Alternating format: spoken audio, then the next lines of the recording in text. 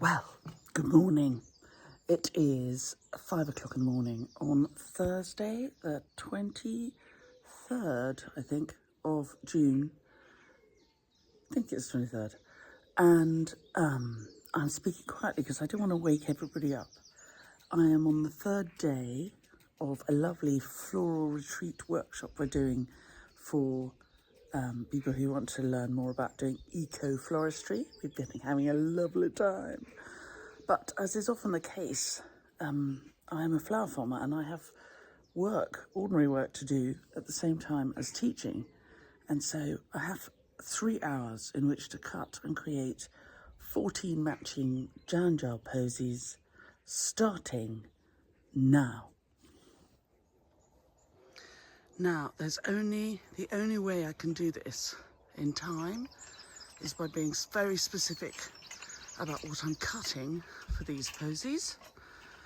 If I fiddle around doing one of this or 3 of that, it's not going to work. I need to cut in 50s because 14 January posies with 25 stems each is 350 stems, which is 7 buckets of 50 stems. So I'm starting right up the top here where the roses are, and I'm going to cut in 50s and get it done quickly. It's very beautiful up here at this time of the morning, with the sun just licking the tops of the borders as it climbs up in the sky. It's going to be a scorcher. There, I wear an apron because it's good for catching roses. Look, sun's up. Best get on. These are Boscobel. There, it's 3 minutes past 6 and the sun is definitely up. We have got 300 there, and so I'll go and get a little bit more and then we're done. Sweet peas, Amy and Canterbury bells to go. Lovely. I'm walking into the sun with the shadow. You might correctly think that it sounds a bit disorganised, cutting flowers at 5 in the morning, to be so busy. I've sort of overwhelmed myself, and it's true. This flower farming business, you're always in the business of trying to work hard but not kill yourself, and make enough. But then sometimes what happens is the best laid plans. So I have a lovely client who's a really, really good client, and she very apologetically texted me on Monday morning and said, is there any chance I can have 14 posies on Thursday morning? And she's a really good client. And the fact that I had a 3-day workshop and 2 weddings to sort out plus the regular orders meant that really officially I was sold out. So officially these 350 stems I'm cutting don't exist. But,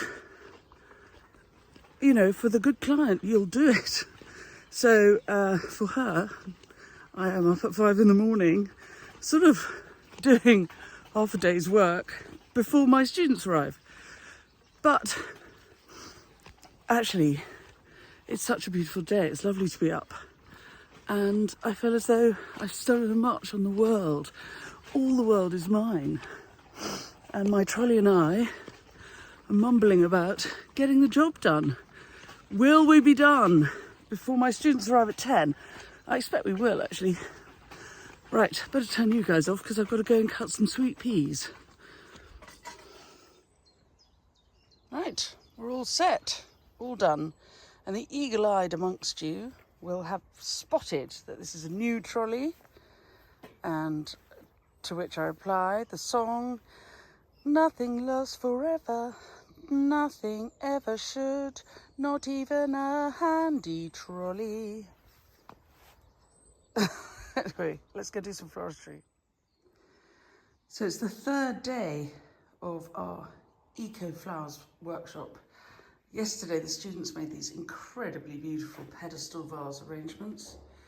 with a full Hogarthian curve, sweeping from right to left. Very, very beautiful. And given that this is not work that my students have really done before, I have to say, I think they do a beautiful job. They're really, really lovely.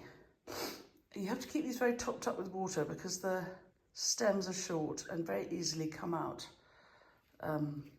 Very easily come out. Shall I show you my demo piece? That's one of my students. I love that.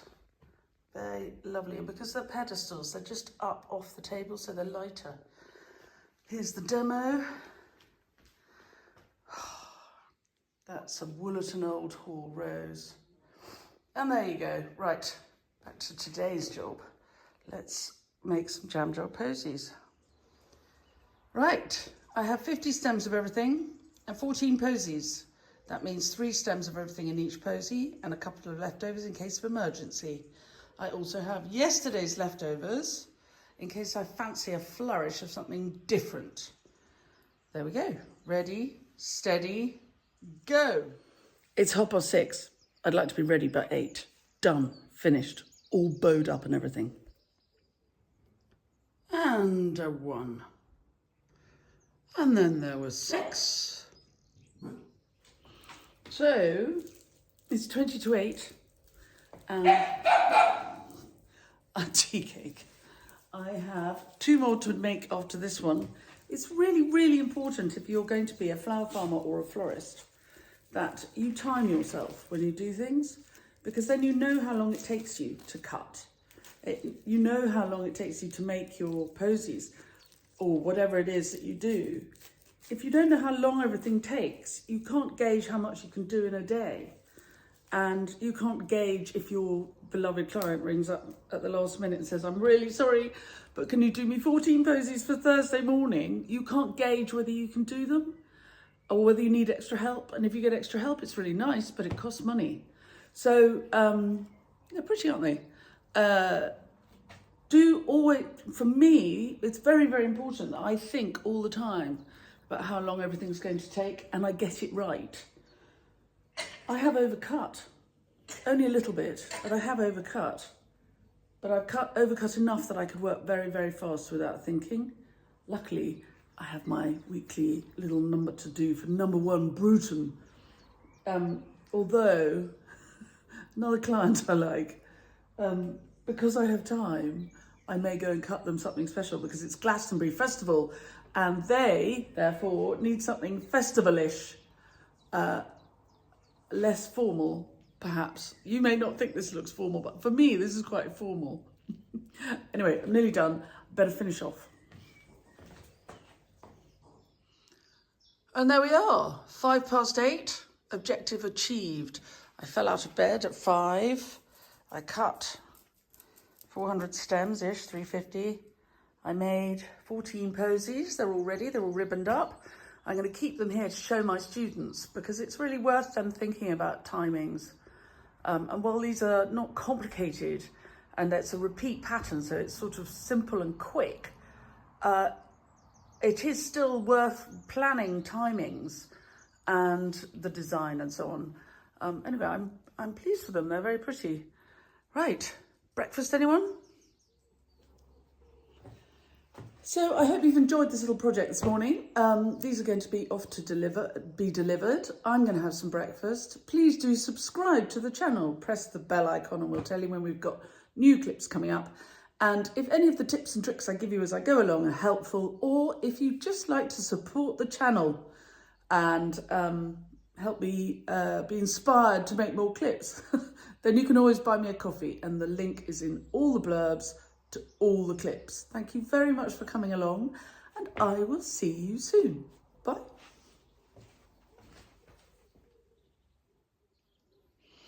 By the way, bit of product placement. My lovely mugs are from a designer called Rachel Pedder Smith and she makes beautiful mugs. Beautiful, beautiful. Look how beautiful.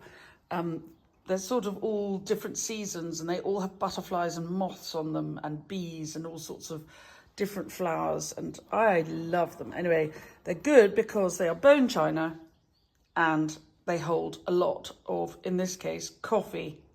And of course, the snips, Niwaki, N for Nigel, I-W-A-K-A, sorry, A, oh, start again, N for Nigel, I-W-A-K-I.